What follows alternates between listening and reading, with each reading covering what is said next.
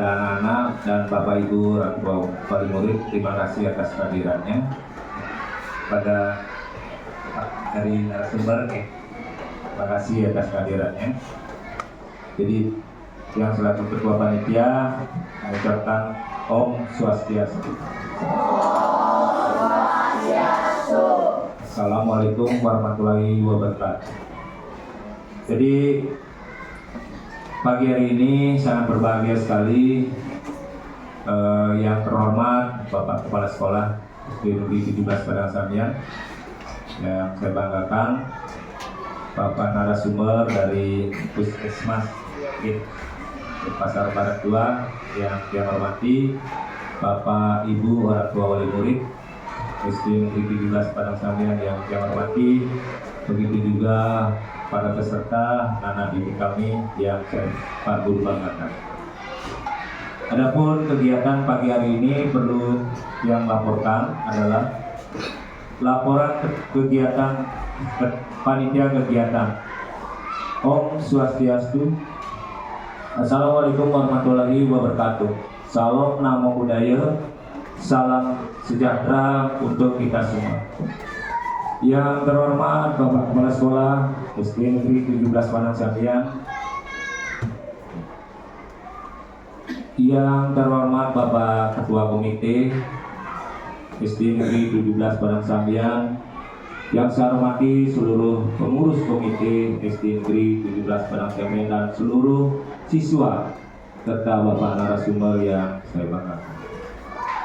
Pada pagi hari ini izinkan saya menyampaikan beberapa laporan terkait dengan kegiatan hari ini. Kegiatan hari ini bertema penguatan tim siaga bencana SD Negeri 17 Padang Sambian. Kegiatan ini bertujuan untuk menguatkan kompetensi siswa dalam menghadapi keadaan darurat yang mana berkaitan dengan bencana, sekaligus membentuk tim siaga bencana untuk sekolah SD Negeri 17 Padang Sambian. Kegiatan hari ini dihadiri oleh 29 peserta yang terdiri dari pengurus komite dan siswa. Adapun narasumber dana dari kegiatan ini adalah bantuan sosial pemulihan pasca bencana alam dari Yayasan Plan Indonesia. Sekali lagi, dari bantuan sosial pemulihan pasca bencana alam dari Yayasan Plan Indonesia. Kegiatan ini dapat terselenggara karena dukungan beberapa pihak, yakni Sai Research Indonesia Wilayah Bali, UPTT Puskesmas 2 Denpasar Barat, Dinas Pemadam dan Penyelamatan Bencana Alam atau BPBD, Tagana dan orang tua siswa serta wali murid SD Negeri 17 Padang Sambian. Semangat mengikuti kegiatan hari ini, karena itu izinkan saya mengucapkan terima kasih yang sebesar-besarnya kepada seluruh pihak yang terlibat. Demikian yang saya dapat sampaikan selaku ketua panitia, dan saya tutup dengan Pramesandi Om Santi Santi. Terima kasih. Selanjutnya yang serahkan kepada Bapak Kepala Sekolah untuk menyampaikan beberapa hal terkait dengan kegiatan pagi. Terima kasih. Untuk siswa Pak Komar. Selamat pagi Bapak Ibu, pengurus komite, begitu juga anak-anak, yang saya hormati Bapak Dokter selaku narasumber di Puskesmas 2. Om Swastiastu. Assalamualaikum warahmatullahi wabarakatuh. Salam namo buddhaya, rahayu buat kita semua. Sebelumnya, mari kita panjatkan puja dan puji syukur kehadirat Tuhan Maha Esa, karena atas berkat rahmatnya lah kita dapat duduk bersama dalam keadaan sehat walafiat untuk mengikuti kegiatan penguatan tim siaga bencana. Kegiatan ini adalah bentuk upaya mitigasi bencana alam yang akhir-akhir ini menjadi topik yang hangat khususnya di Bali. Bulan September kemarin kita menghadapi bencana banjir yang sangat hebat, bahkan hingga menelan korban jiwa. Bencana yang sama mungkin saja dapat kembali terjadi atau hadir dalam bentuk lain. Nah, bencana-bencana ini dapat hadir saat berada di rumah ataupun di sekolah. Apalagi hampir setengah waktu siswa berada di sekolah. Nah, oleh sebab itu, acara ini hadir untuk memberikan pengetahuan dan pengalaman kepada seluruh warga sekolah menghadapi keadaan darurat saat bencana. Acara ini bertujuan untuk membentuk staf sekolah, orang tua, bahkan siswa siap menghadapi keadaan darurat bencana. Kesiapan ini diharapkan mengurangi korban jiwa saat bencana melanda. Sekian yang dapat saya sampaikan. Semoga acara ini berjalan dengan lancar dan dapat memberikan manfaat buat kita semua. Yang tutup dengan Parama Santi. Om Santi Santi Santi Om. Untuk lebih lanjut dan lebih ringkas, jadi Bapak Ibu beserta anak-anak nanti akan disampaikan oleh Bapak narasumber kita dari Pak Dokter dari Dinas PDD Puskesmas Kesehatan Denpasar Barat. Itu waktu dia berselanjutnya.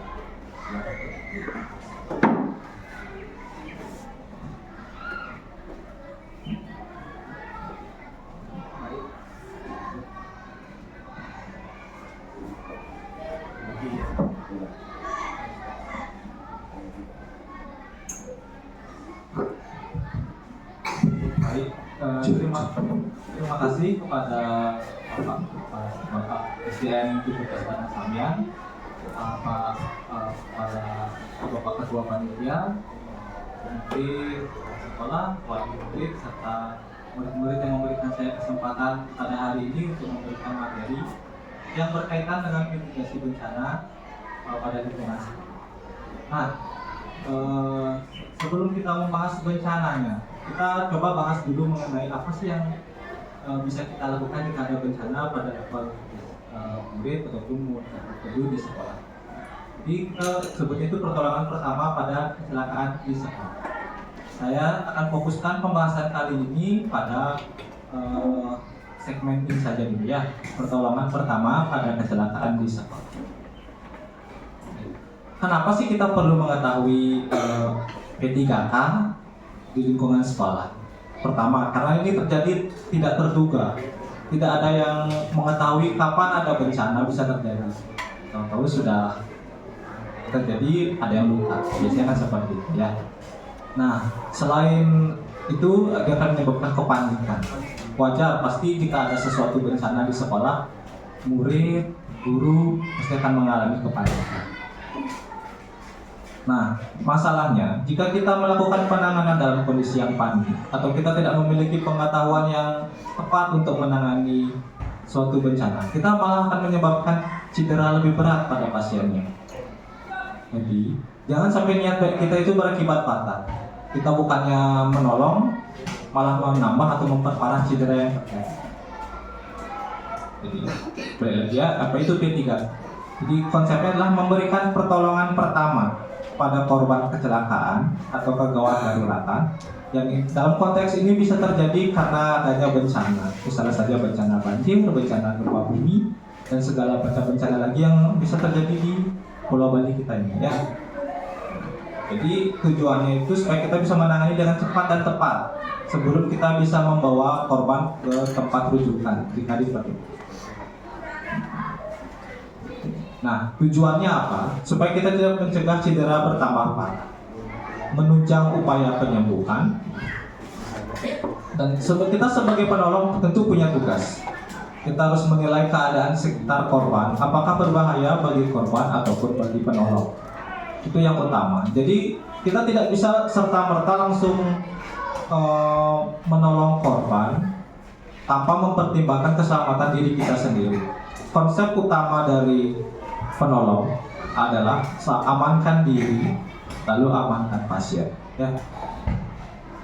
Nah, jika ada contoh pasti seperti pasien pingsan di tengah lapangan saat upacara bendera. Apakah perlu atau tidak kita memindahkan korban?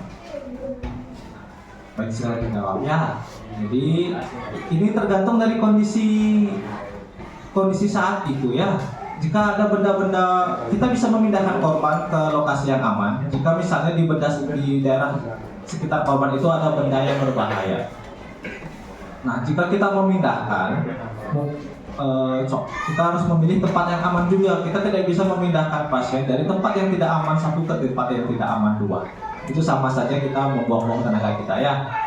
Nah, lalu konsep selanjutnya, kita tidak boleh asal memindahkan pasien. Pasien bisa dipindahkan jika tidak ada tanda patah atau cedera berat. Kenapa seperti itu?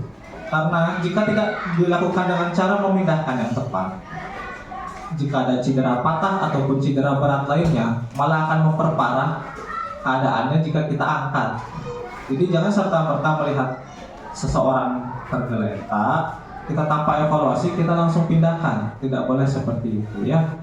Apapun kondisinya, pegawai daruratan di sekolah seperti biasa, misalnya seperti ada yang pingsan di lapangan, ataupun jika yang ekstrim kasusnya, ada gempa bumi, ada gedung kemungkinan rubuh, kita tidak boleh asal langsung memindahkan pasien seperti itu. Jadi kita harus pastikan dulu tempatnya aman ya. Nah, apa sih bahan yang minimal harus ada? Paling tidak di sekolah kita sebagai tim P3K kita punya ini. Pertama, kita harus punya bahan untuk membersihkan diri kita sendiri. Dalam konteks ini tangan kita. Jadi bisa menggunakan sabun, bisa menggunakan alkohol 70%.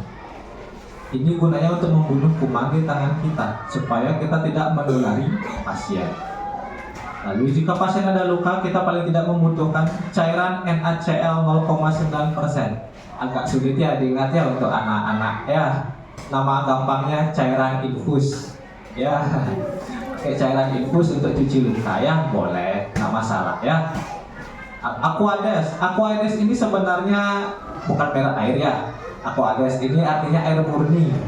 Ini ada dijual di apotek, boleh disediakan. Bisa sebagai pengganti NaCl 0,9% ini ya, untuk membunuh, untuk membersihkan luka. Lalu betadin ini fungsinya untuk membunuh kuman yang ada di luka sebagai antiseptik ya. Lalu obat-obatan juga paling tidak sebenarnya harus ada di sekolah. Jadi ini untuk mengurangi rasa nyeri terutama, karena paling sering keluhannya dalam kasus gangguan daruratan yang nyeri. Jadi paling tidak ada penghilang sakit yang umumnya bisa diterima oleh kebanyakan orang Indonesia, yaitu paracetamol. Memang ini tidak terlaku di orang luar Indonesia kebanyakan ya. Untuk alat, paling tidak ada perban, kasa steril, plester, gunting, pinset, lampu senter. Sebenarnya alat ini adalah alat untuk dressing luka.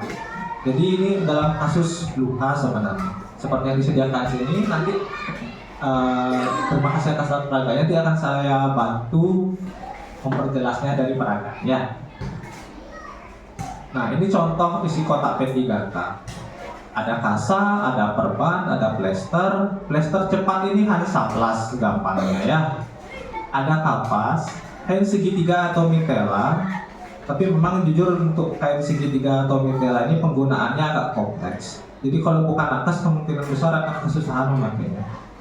Lalu gunting, peniti, sarung tangan sekali pakai, masker, pinset, lampu senter, dan yang lainnya ya. Ini ada Aquades, povidone iodine ini betadine, dan juga alkohol 70%. Kurang lebih isinya seperti ini. Tapi setiap kotak P3K sebenarnya ada tingkatannya. Ada yang untuk sekolah, untuk pabrik itu berbeda standar kotak P3K, tapi umumnya alat-alatnya ada yang sama.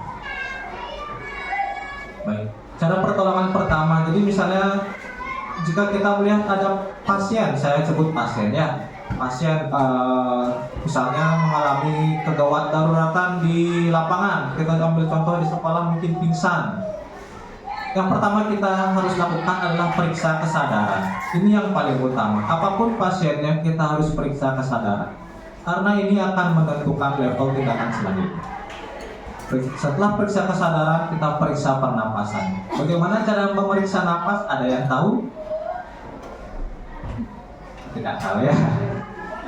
Yang paling mudah, perhatikan gerakan dinding dada.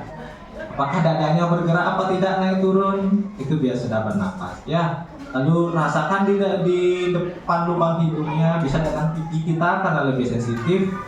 Itu jika ada terasa hembusan angin berarti dia bernapas ya. Lalu jika ada luka, kita periksa tanda-tanda perdarahan dan peredaran darah. Biasanya kalau ada orang luka dan pendarahannya banyak, itu bisa mengakibatkan terganggunya peredaran darahnya. Jadi misalnya saja denyut nadinya hilang. Bagaimana cara memeriksa denyut nadi? Mungkin adik-adik ada yang tahu? Sudah pintar-pintar ya. Boleh, yang di tangan itu boleh ya. Tapi yang lebih bagus sebenarnya di leher. Itu yang lebih bagus ya. Gampangnya begini cara mencarinya ya. Kalau laki-laki ada punya jakun ya. Tahu jakun ya? Kayak ada biji salaknya itu. Ada yang tahu ya? Kalau sudah dapat itu bawa 2 cm ke arah kanan ya. Ke arah kiri kita maksudnya ya, kanan pasien ya. Raba dengan 2 jari. Ini untuk mengecek denyut nadi ya. Biasanya dia akan, bukan biasanya, harusnya memang dia ada ya, terasa ya. Oke. Untuk mengecek denyut nadi jangan gunakan jempol ya. Karena jempol itu berdenyut. Jadi kalau kita ngecek nadi dengan jempol di tangan ataupun di leher, kita bisa salah perhitungan. Kita menghitung denyut nadi kita sendiri. Jadinya gunakanlah 2 jari ya. Oke, lalu periksa keadaan lokal. Jadi misalnya ada kakinya luka mungkin, atau kepalanya berdarah mungkin, seperti itu ya. Nah, saya berikan gambaran sedikit ya, apa saja sih yang bisa terjadi di sekolah. Misalnya luka, ada yang lari-lari jatuh, luka ya. Prinsipnya jika ada luka jangan panik. Kalau anak-anak bingung, panggil guru ya. Jangan berusaha menyelesaikan sendiri kalau tidak bisa ya. Tapi jangan panik. Tapi kalau sudah punya pengetahuan yang harus pede, harus bisa merawat luka ya. Kita bersihkan dan sterilkan luka. Tadi ada yang ingat bersihkan luka pakai apa?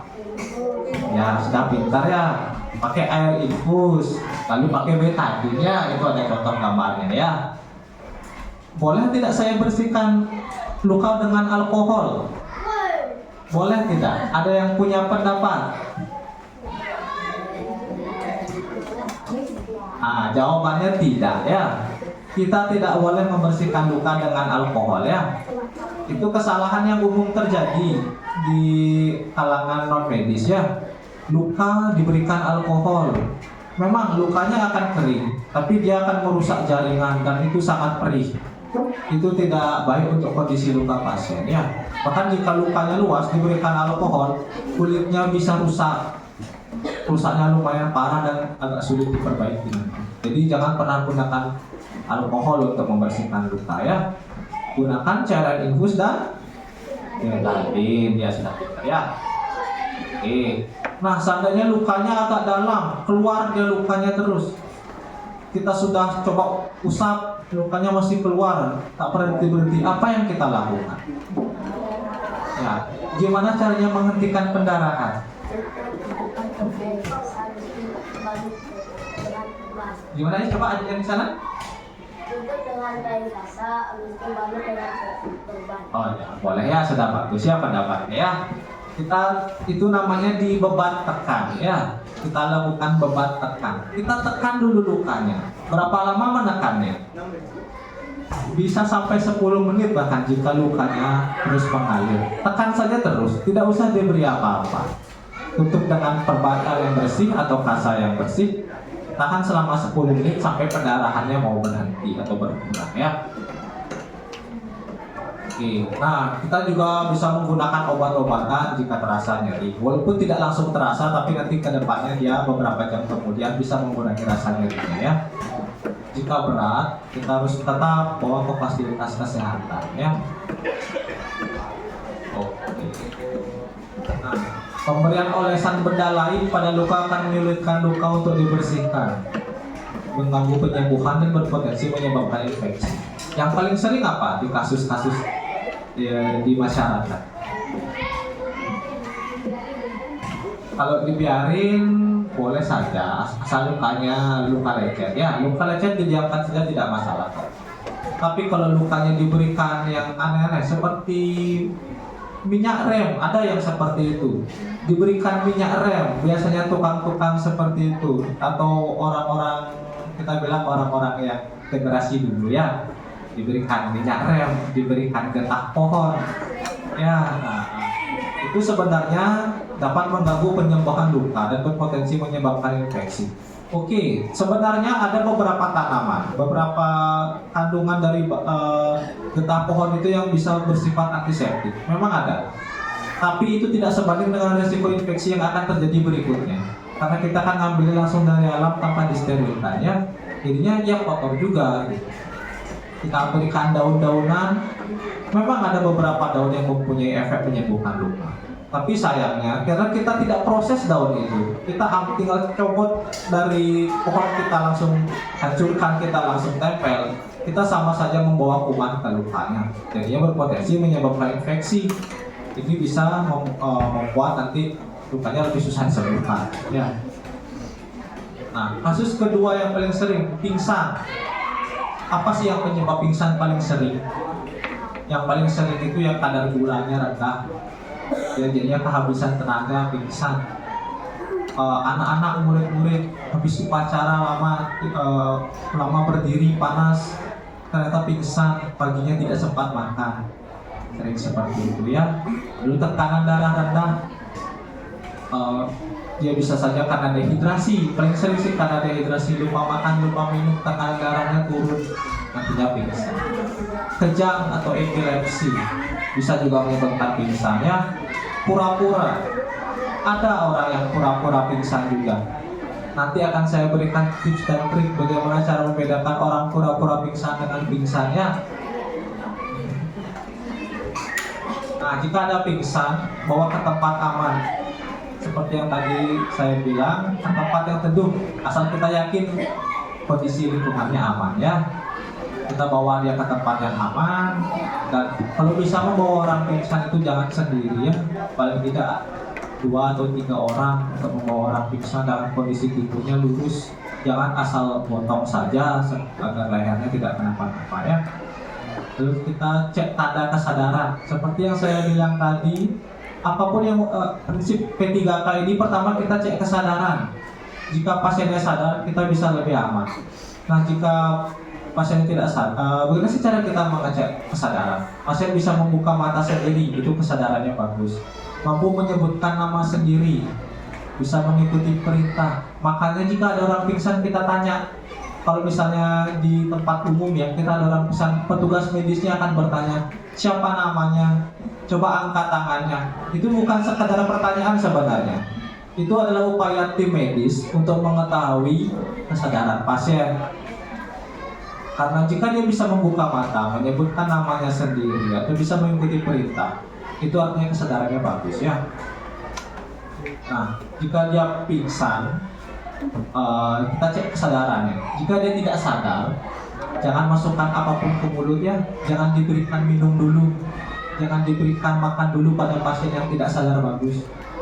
Walaupun dia tidak sadarnya dia masih bisa berbicara tapi tidak mau membuka mata, itu artinya kesadarannya belum terlalu bagus. Tetap jangan diberikan minum, jangan diberikan makan dulu, karena nanti dia bisa tersedak ya. Tapi kalau dia bisa diajak bicara, dia kooperatif, kita bisa tanya keluhan dan kronologi. Kronologi itu ceritanya ya, gimana ceritanya kok bisa sampai pingsan? Apakah dia merasa lapar? Apakah dia merasa pusing? Apakah dia merasa sakit sebelumnya? Itu bisa ditanya ya.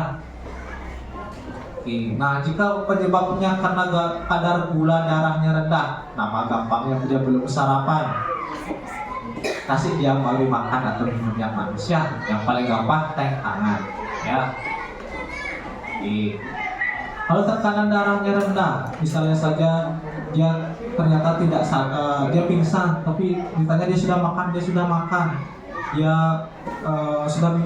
minum, tapi tiba-tiba pusing. Ada kemungkinan tekanan darahnya rendah. Baringkan pasien di tempat datar, lalu kakinya ditinggikan melebihi kepala ya. Kakinya dibuat lebih tinggi dari kepala supaya peredaran darahnya lancar ke kepala.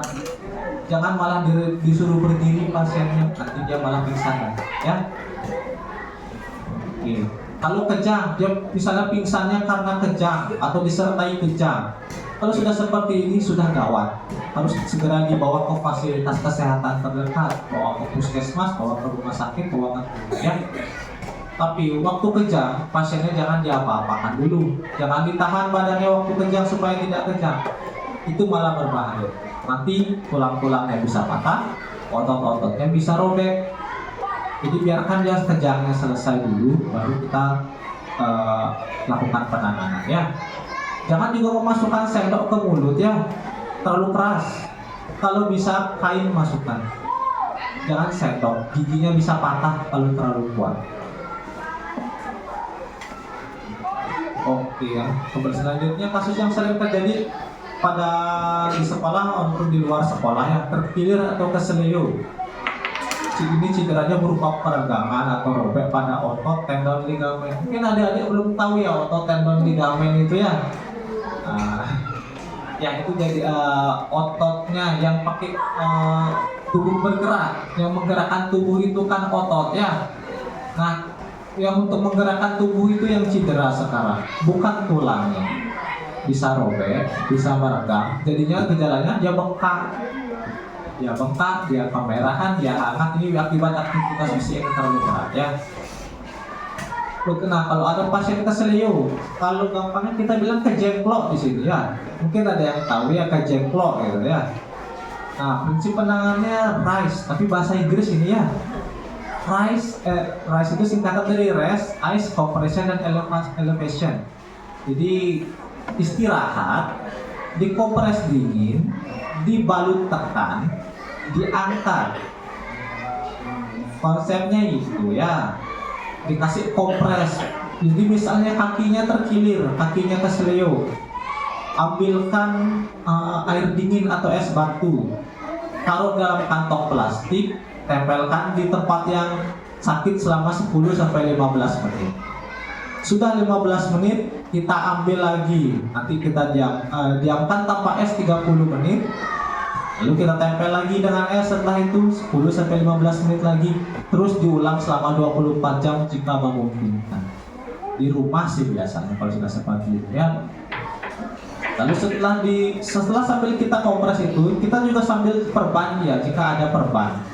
Tapi perbannya kalau bisa jangan terlalu kencang juga supaya peredaran darahnya tidak terhambat. Tujuannya kita perban ini supaya tidak bengkak nanti. Kalau bengkak dia akan nyeri. Jadi kita kompres dengan kita perban ini supaya tidak terlalu nyeri nanti terkilirnya keselionya ya. Lalu sama posisikan darah lebih tinggi dari jantung. Jadi waktu tidur kakinya disangka dengan bantal ya. Boleh tidak diurut kalau misalnya ada keselio. Kalau dari medis tidak disarankan sebenarnya untuk mengurut ya, karena bisa cederanya lebih besar. Konsep utamanya adalah istirahat. Jadi tidak banyak bergerak, nanti dia akan dengan sendirinya akan sembuh. Kadang-kadang kita waktu mengurut itu dia malah memperbesar robekan lukanya, jadinya lebih lama cederanya. Nah, yang selanjutnya patah tulang. Semoga tidak terjadi ya, karena ini termasuk kegawat daruratan yang perlu ditangani oleh tenaga medis sebenarnya. Ciri-cirinya nyeri, bengkak, kelainan bentuk. Kelainan bentuk ini yang utama ya biasanya ya. Dia akan ada berubah bentuknya terlihat dari tulangnya yang harusnya lurus jadi bengkok ya. Lalu ada suara gemeretak saat digerakkan. suaranya itu seperti batu retak itu ya, seperti kayu retak waktu digerakkan tangannya. Dan di beberapa kasus bisa berdarah. Bagaimana sih caranya kalau sudah kita menemukan ada kasus patah tulang dimanapun? Kita berusaha mengupayakan agar bagian yang patah itu tidak bergerak. Istilahnya adalah pembidayaan atau pemasangan spalek, atau yang seperti pernah dilihat di film-film itu ya, adik-adik ibu bapak ya, menggunakan kayu, diikat dengan kayu pada daerah yang patah ya. Itu cara agar bagian tulang yang patah tidak bergerak, agar tidak nyeri, agar tidak tambah cedera, dan mengurangi pendarahan jika ada pendarahan. Ini contohnya ya. Jadi seperti ini adalah salah satu contoh pembedaan ya. Jadi misalnya ini tulang, kita lihat tulang betisnya ya, tulang betisnya itu patah. Jadi kita ambil kayu paling tidak 3 potong yang keras, yang lurus, yang bisa cukup untuk ukuran kakinya. Kita tempel di sisi luar dan sisi bawah. Kita ikat yang kencang ya, tapi jangan terlalu kencang sampai putus peredaran, supaya tetap diam. Ini contohnya yang kedua, contoh nomor kedua di jari. Kalau jarinya ada patah, kita bisa ambil stick es krim biasanya. Stick es krim kita tempel di bawahnya, lalu kita ikat dengan perban supaya dia tetap lurus dan tidak bergerak. Yang ini contohnya di lengan bawahnya patah, kita gunakan sama seperti di kaki, kita tambahkan kayu, lalu kita gantung. Ini dengan mitela kain segitiga yang saya bilang tadi, tapi agak susah. Jadi kita bisa gunakan selendang ya. Oke, ikatan tidak boleh terlalu longgar ataupun terlalu kuat. Ya, sekian materinya ya, materi teorinya untuk dari P3K di sekolah ya. Ini saya tadi diberikan alat-alat, bisa saya beritahu ini alat apa sih namanya supaya ada gambaran adik-adik dan bapak ya. Nah, ini ada yang tahu ini namanya apa? Ya, sarung tangan ya, walaupun ya sarung tangannya sekali pakai ya bagus sekali ya. Ini tidak boleh dipakai berulang ya, tidak boleh dicuci, jika sudah kotor langsung dibuang ya. Ini sebenarnya tetap harus dipakai walaupun kita sudah mencuci tangan. Ini gunanya selain melindungi supaya si pasien tidak terlalu terkontaminasi kotoran, supaya kita tidak terkena darah pasien juga, supaya kita tidak ikut sakit karena pasiennya, karena ada penyakit-penyakit yang bisa ditularkan dari cairan tubuh ya. Oke, pakainya kan semua bisa ya? Bisa, pasti semua bisa ya. Ini ada kasal gulung. Kasal gulung ini untuk membalut luka ya. Di beberapa kasus juga bisa untuk sebagai pembidayaan, untuk membantu pembidayaan ya, untuk biar supaya tidak bergerak bagian yang patah. Diikat ke kayu boleh, tidak ada tali ini dipakai juga boleh ya.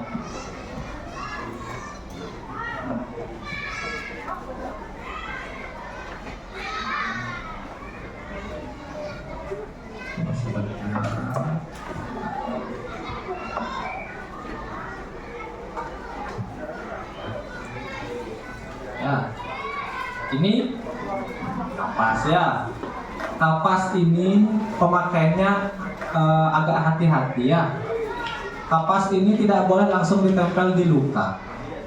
Kapas hanya boleh digunakan di daerah yang tidak luka, untuk membersihkan misalnya, untuk membersihkan dari debu, dari kotoran. Tapi jangan untuk membersihkan luka ya.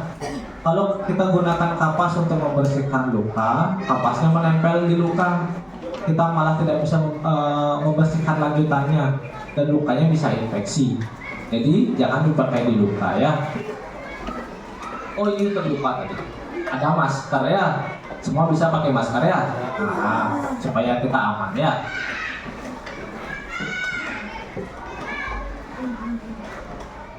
Ini plester luka ya. Ini bisa kalau dicontoh kotak P3K ini sebagai plester cepat ini ya. Ada luka lecet dan ukurannya kecil, langsung saja tempel dengan ini setelah dibersihkan ya. Nanti ini bisa diganti setiap hari. Ini tidak boleh terlalu lama juga di kulit karena ini anti air yang ini. Untuk khusus Dermafix ini, yang ini anti air. Karena dia anti air, kulitnya yang di bawah basah tidak bisa kering jadinya. Jadinya kalau pakai ini harus rutin tidak. Karena kulitnya kurang lebih tidak bagus bernafasnya. Ya. Ini alkohol 70% ya. Boleh tidak cuci luka pakai ini? Tidak boleh ya, sudah bagus semua ya. Oke, ini kasa steril. Apa gunanya? Untuk menutup luka ya, untuk membersihkan luka, untuk mengaplikasikan betadine, mengaplikasikan NaCl, kita bisa pakai ini. Kalau kita langsung siram lukanya dengan NaCl, kita boros tadi sama NaCl ya. Ini basahin dulu dengan NaCl ya, dengan cara infusnya, baru kita usap lukanya. Boleh seperti itu ya.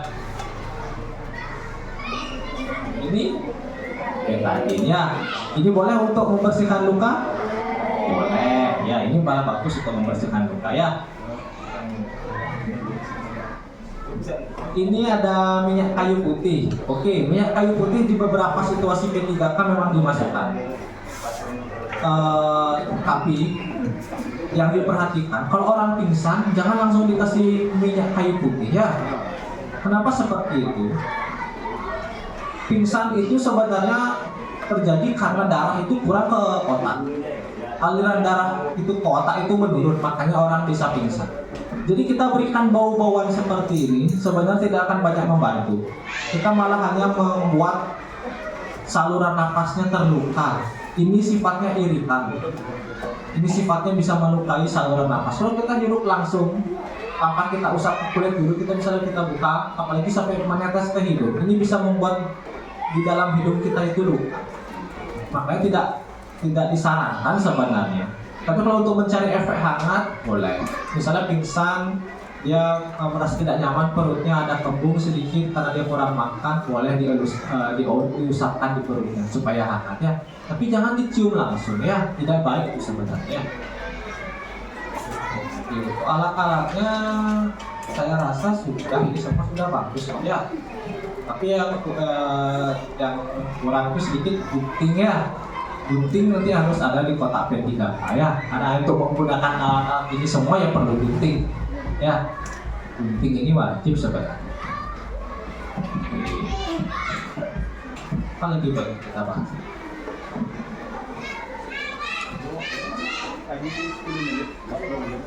Mau praktek langsung balut Boleh? Ada yang mau kita praktek balut duka ya. Ada yang mau jadi sukarelawan ke depan tak ajarin sini. Ayo sini boleh maju yang ini ya. Adik siapa namanya? Japa. Ya, ayo maju dulu yuk. Pak ini ya. Jiwa parsinya itu ya.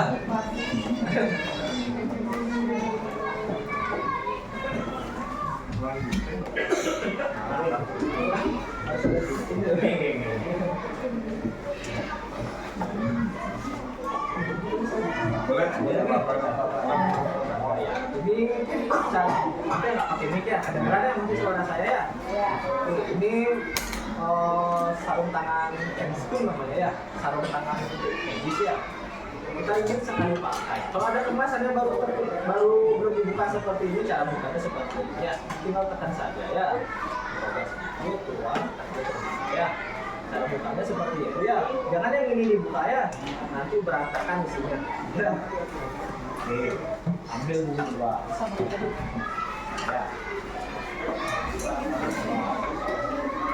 Kemudian juga ambil ini. Saya kayaknya perlu yang mau jadi korban. Tadi mau jadi korban atau mau jadi penolong? Jadi penolong, ya jadi pasien nggak apa-apa.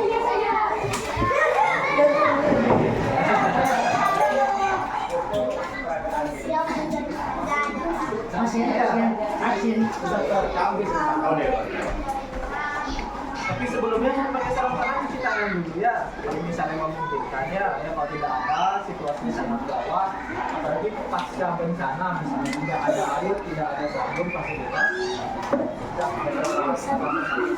masih dimakan ya. Oke. Bisa matinya adik? Saya. Oke. Jadi untuk penanganan luka, untuk bersihkan tangan kita pakai apa saja? Ya, atau Cairan ini. Pak, untuk Cairan membersihkan ini. tangan, Oh, membersihkan tangan. membersihkan tangan kita gunakan sabun ya. Sabun, Jika ya. ada, jika tidak ada kita boleh gunakan alkohol 70% untuk membersihkan ya. Ini bisa langsung dibuka, disiram saja ya. Kita akan langsung kering dalam hitungan detik ya, membersihkan tangan kita ya. Kalaupun misalnya adiknya ada luka, misalnya di mana lukanya? Oke. Misalnya di sikunya di sini ada luka ya, sepanjang sikunya misalnya ada luka lecet. Kita boleh memberikan alkohol di sininya ya, supaya tidak ada debu. Misalnya karena dia jatuh kan tadi, jatuh di halaman misalnya karena berlari, kita bisa bersihkan ya. Untuk membersihkan luka kita gunakan kasa ya, kasa steril. Ini kita ambil satu, kemasannya sudah steril ya. Cara membukanya adik tahu? Bisa membukanya seperti ini ya. Cara bukanya ini ada plastiknya ya. Ini ada plastiknya bisa dibuka seperti ini ya. Tinggal tarik aja ya. Jelas ya adik-adik ya, bisa ya. Coba adik bisa ya. Coba adik buka. Ya seperti itu ya. Kemudian ini diambil ya. Tadi bersihkan luka dengan cairan infus ya. Ya, ingat ya semua ya dengan cairan infus. Jadi anggap ini cairan infus ya, kita tidak ada cairan infus. Ya, kita buka cairan infusnya, kita berikan di kasanya, di kasa sterilnya kita bersihkan lukanya. Bagaimana cara membersihkan lukanya? Coba adik. Ambil lukanya di sikunya ya.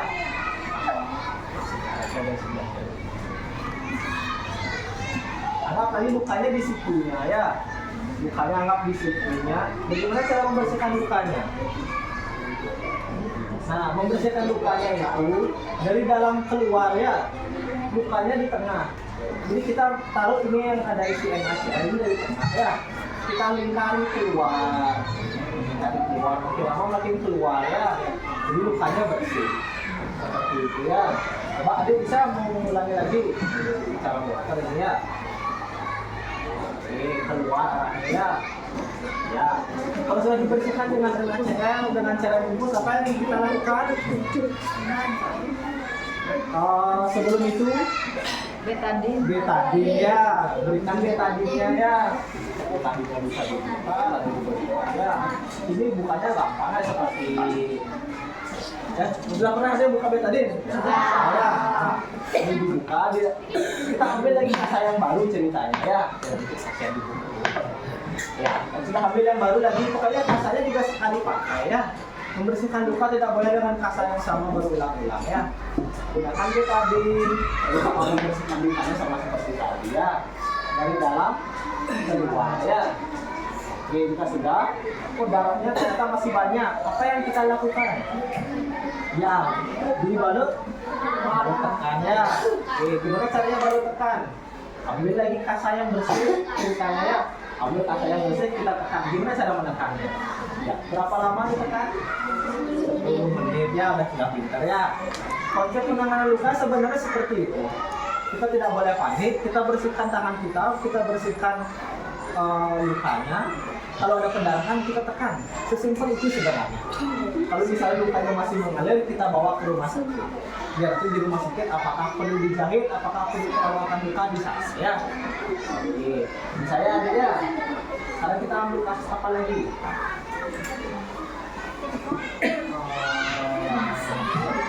Cara membalut luka ya.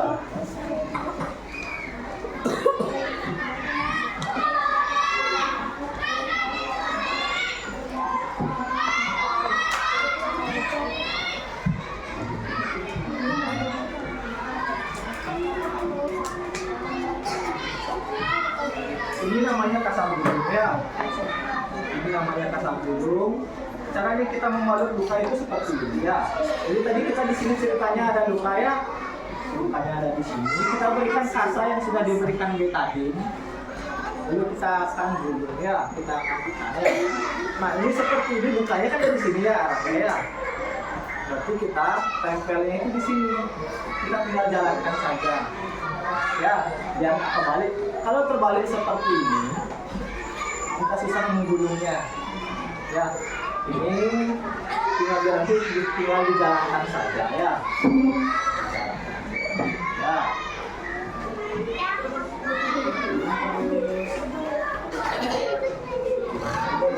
Ya, aku mau coba saya. Ya.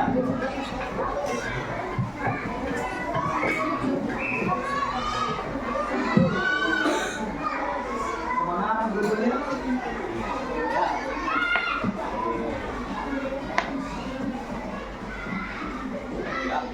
Ya, gulung banyak ya.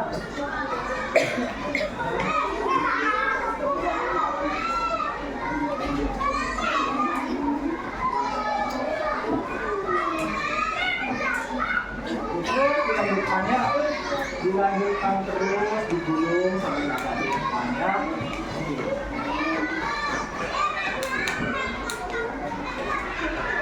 Dihabiskan saja satu gulung tidak apa-apa ya. Karena tidak lihat ya. Jadi terus digulungnya dijalankan, dijalankan.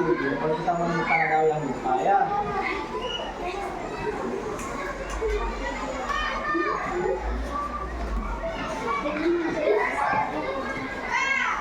Kalau sudah habis boleh diplester, kalau tidak bisa kita ikat seperti ini. Ini diambil ya, misalkan ya.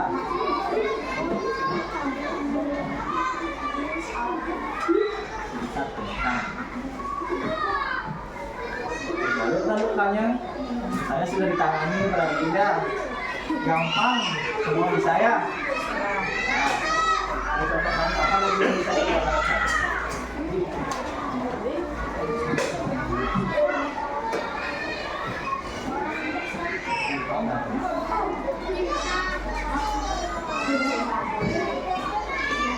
Kalau ada yang pingsan misalnya,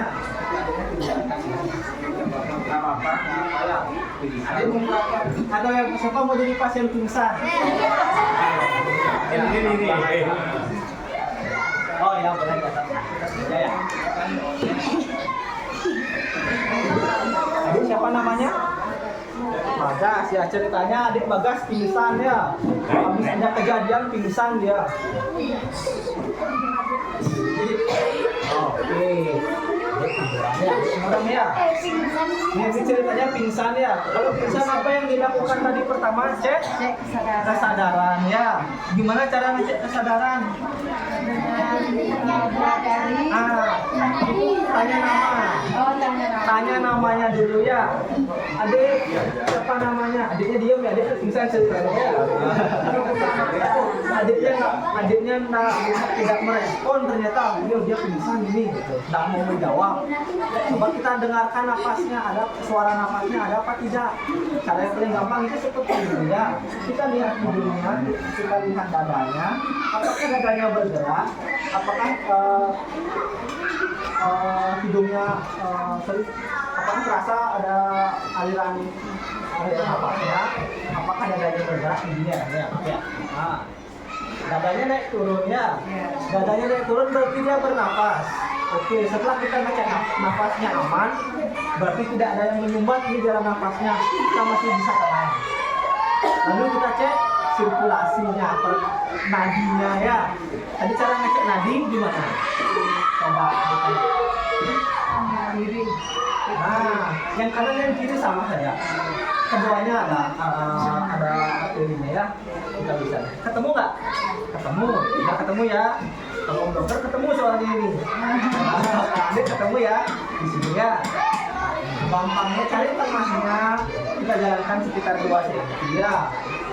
Nah, jalankan 2 cm. Ya. Wah, ternyata adiknya pingsan. Dan dia kan tidak merespon ini ya, belum sadar adiknya ya.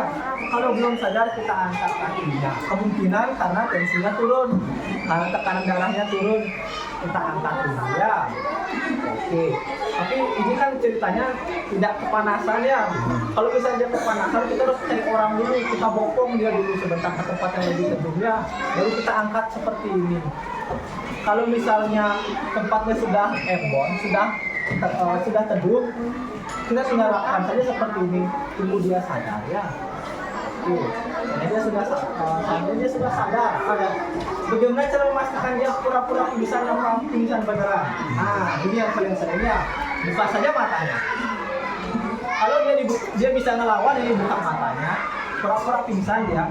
Orang pingsan tidak akan bisa mengendalikan otot-ototnya. Matanya kita buka ya, buka. Ya, yang paling gampang seperti itu. Coba aja bisa dia akan melawan ya pada pura-pura pingsan. Makanya kamu buka, kalau coba untuk lagi dia memaksa melawan. Atau jangan kita coba pancing dia. Tangannya bisa bergerak, tangannya bisa bergerak. Dan buat tangannya. Sering kasus yang seperti ini terjadi di Indonesia. Yang paling gampang matanya cuma kita buka aja. Kalau dia pingsan beneran dia santai, dia gampang sekali kita buka matanya. Jadi kalau pingsan itu terjadinya sementara, pingsan itu keadaan tidak sadar yang berlangsung sementara. Setelah dia sadar, fungsi tubuhnya normal kembali, tidak ada masalah yang tersisa. Jadi sudah mulai bangun akhirnya. Adik siapa namanya? Wah, jawab. Ya, kenapa pingsan tadi? Biasanya akan mengeluh tadi lapar, tiba-tiba pusing kita. Ya, katanya karena belum makan. Kalau dia belum makan, jadi solusinya adalah ya, betul ya ibu ya. Sekali ibunya ini. Ya, kita berikan makanan atau minuman manis ya yang mengandung gula supaya dia ada tenaga ya. Setelah itu kita masih ada sakit kepala misalnya, kita boleh berikan obat-obatan, boleh berikan paracetamol, kita boleh paracetamol, atau kalau ragu-ragu boleh segera dibawa ke fasilitas kesehatannya. Nanti misalnya tertangani dulu. Ya, pemeriksaan selanjutnya bisa dilakukan. Ya. Lalu contoh berikutnya yang selain pingsan apa ya? Keselio biasanya karena adiknya jatuh ke ya. Bagus ya di malam pingsannya. Keselio. Siapa mau jadi korban keselio? Nah, yang cewek ada sekalian. Ya. Jadi misalnya ada siapa namanya? Lovia habis karena panik ada bencana lari dia. Lari tiba-tiba salah injak keselio kakinya ya. Ciri-ciri keselio merah, bengkak, ya ada nyeri ya. Oke, Pak Adik boleh duduk. Ada adik yang mau lihat lagi yang di belakang mau lihat ke depan boleh, ayo biar ngelihat cara balut pertama kita ya.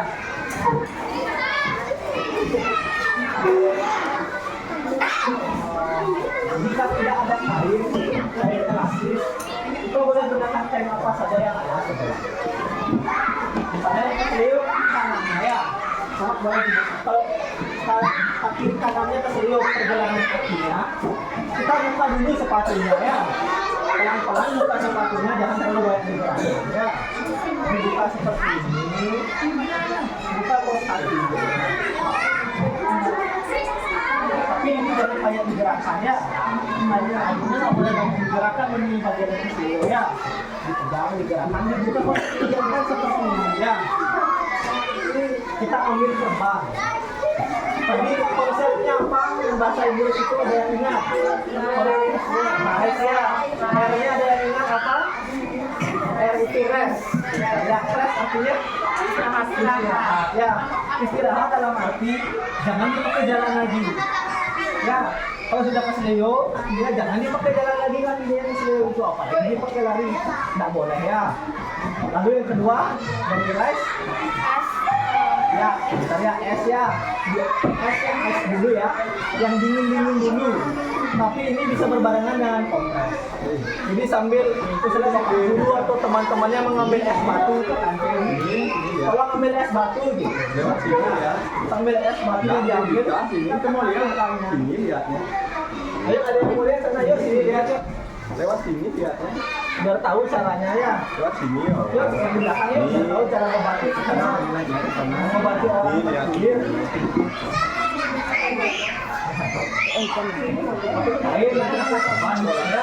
Awas kamera sini dikit. Misalnya ini kakinya kejemplok ya, ambil ya. Kakinya kejemplok. Sambil disuruh istirahat, ambil es batu dulu ya. Cari es batu ke kantin ya. Suruh temennya atau minta tolong dengan Pak Guru ya. Tolong ambilkan es batu. Sambil ambil es batunya diambil, kita siapkan tuh kompresnya dulu ya. Cara kompresnya, cara memeluknya seperti ini. Misalnya di pergelangan kaki, kita dari atas dulu boleh, dari bawah dulu boleh. Ya. Kali cara menggulungnya sama ya. Biar kita tinggal jalankan saja ya.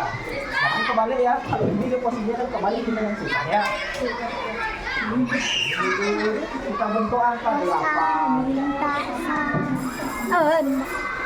Naik lagi.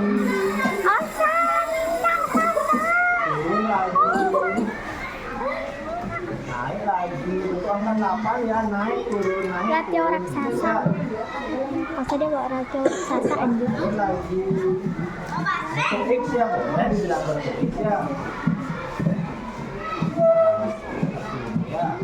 Ini sebenarnya sangat bermanfaat jika dikompres akan sangat mengurangi bengkaknya ya, biar nanti malam bengkak ya. Boleh diberikan. Nanti di plester saja atau diberikan.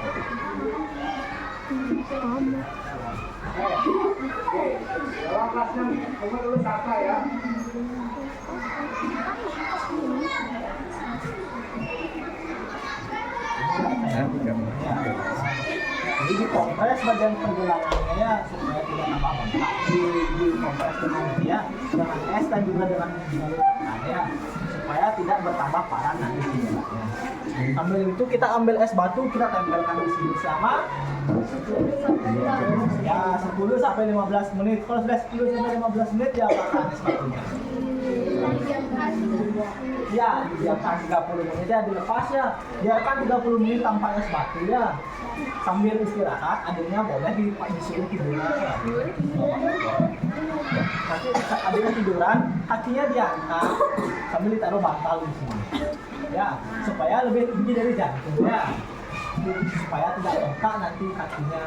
Sampai begitu nanti udah 30 menit, apa lagi yang kita ambil? Es batu ya, tempel lagi es batu selama ya 10 sampai 15 menit. Berapa lama ini diulang? 24 jam. Oh, sudah masuk semua materinya ya. Kita lihat ya, tepuk tangan dulu.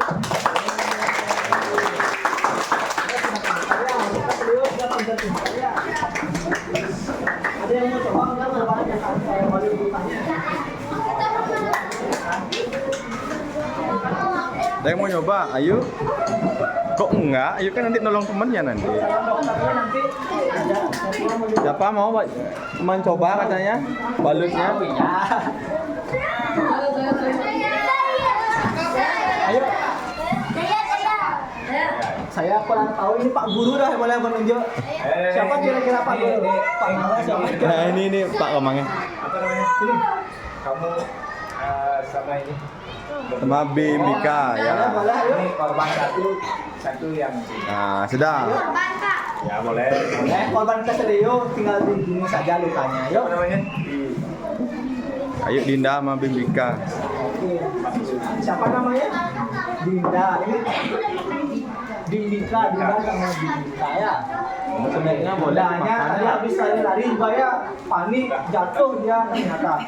Coba dari si penolong yang membuka sepatunya biar belajar cara membuka sepatunya ya. Oke, Aslio ini ya.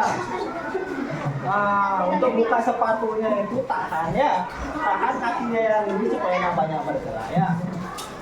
Dia kan sakit tadi. Kalau dipaksa sepatunya malah kagak Tambah pegang sakit dia nanti. pegang satu tangannya pakai Ini ya. Oke. Wah iya keselio ternyata ini. Sekarang mau kalau ke Selio apa gininya? Penanganannya. Yang tadi ada singkatan bahasa Inggris itu. Rise. Ingat adik rise. R-nya rest, artinya istirahat. Gimana caranya biar adiknya istirahat? Biar istirahat. Kakinya sendiri. Benar kan? Jangan disuruh, jangan dikasih jalan, jangan dikasih lari lagi ya. Itu istirahat sudah ya. Lalu yang kedua,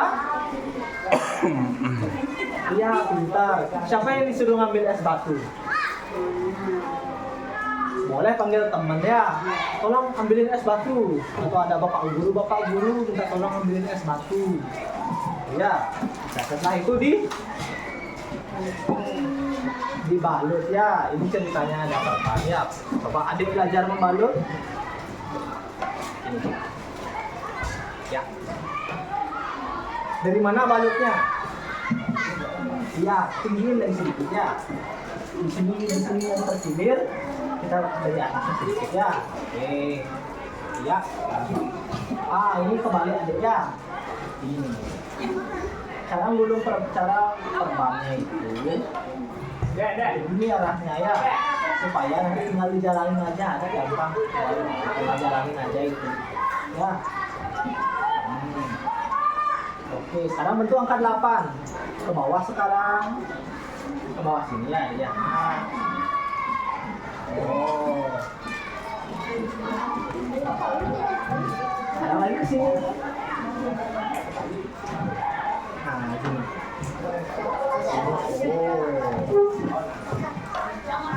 Calon dokter nih nanti nih. Saya, ingat ya, caranya ya. Ini di sini ya tadi. Ya, sekarang ke bawah lagi. Itu ke atas lagi. Kencang ya. Sampai ke atas ya, bagus ya. Ke bawah lagi. Habiskan perban. Ya, habiskan saja perban ya. Nanti ada plester boleh bisa cari mana dia ininya. Jangan nusuk dia. Ya, sambil dijalanin ya dia. Nah, kayak gitu. Anak mumpung ya. Lebar. Naik lagi ke atas. Kalau asalnya kita pakai yang panjang, perban yang panjang ini akan tertutup semuanya kecuali tumit dan ujung kakinya ya. Nah itu ada alat untuk mengikat ini, bisa diikat, bisa plester atau perban elastis ini. Perban elastis itu punya penguncinya sendiri, boleh dipakai tergantung alat yang tersedia ya. Ini kalau tidak ada yang bisa dipakai mengikat, caranya seperti ini ya. Dipanjang dulu. Dipanjang dulu.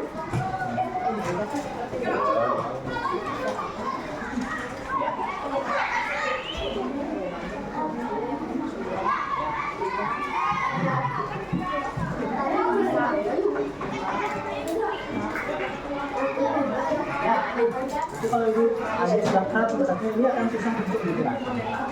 Yang agak susah bergerak, tapi rasanya sudah ditekan. Ya. Saya setelah itu yang terakhir setelah dikompres diapakan? Diangkat ya, kakinya diangkat lebih tinggi dari jantung. Ya, jadi jantung ini mana posisi jantung sudah tahu? Iya, jantung di dada sebelah kiri ya. Jadi adiknya disuruh tiduran, istirahat, angkat sentuh dengan bantal. Ya, jelas ya? Oh, sekarang boleh kering ya, yuk. Ya, disiapkan. Setelah besok baru diganti ya.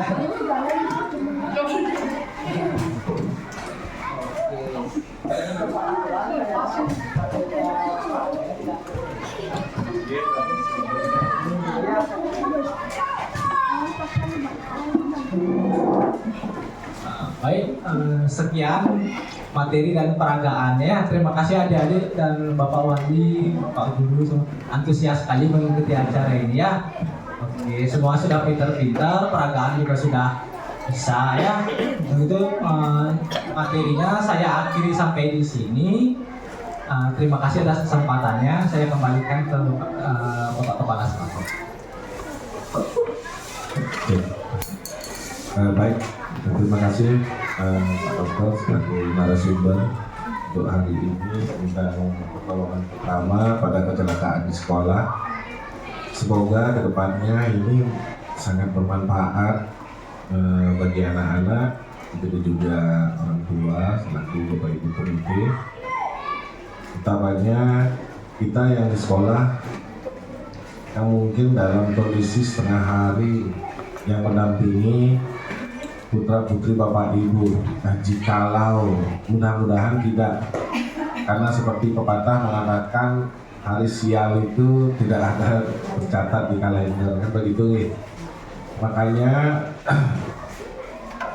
proyek plan yang dari pusat ini harus dirancang dan dilaksanakan sedemikian rupa, dan kebetulan hari ini pelaksanaannya, begitu juga besok dan hari Sabtu, begitu Bapak Ibu. Jadi untuk hari ini untuk Bapak Ibu saya ucapkan terima kasih banyak atas partisipasinya, begitu juga anak-anak. Untuk Pak Dokter saya ucapkan terima kasih banyak untuk bimbingan serta ilmunya, semoga bermanfaat dan berguna bagi siswa-siswi yang ada di SD Negeri 17 Padang Sambian. Untuk itu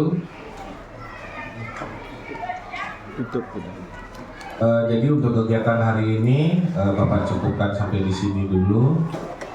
Akhir kata Bapak tutup dengan para pesanti.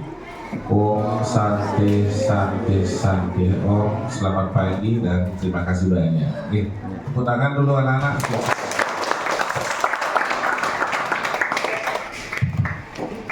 Baik, terima kasih Pak Kepala, Bapak Dokter, dan seluruh narasumber dari kegiatan ini. Jadi pagi hari ini anak-anak yang mengikuti kegiatan ini boleh istirahat dulu di luar, nikmati kudapannya. Kalau misalnya bawa bekal dari rumah silakan dimakan, minum. Acara bebas nanti setelah ini ada kegiatan lagi. Sebentar kita umumkan untuk selanjutnya. Bapak Ibu, orang tua murid, terima kasih yang selaku ketua panitia dari penyelenggara ini sekali lagi tidak bisa memberikan selain ucapan terima kasih. Demikian yang bisa dia sampaikan pada Pak Dokter juga yang bisa terima kasih. Kita rest dulu sejenak dan kembali ke ruangan ini nanti setelah ada pengumuman ya. Demikian, terima kasih, selamat pagi.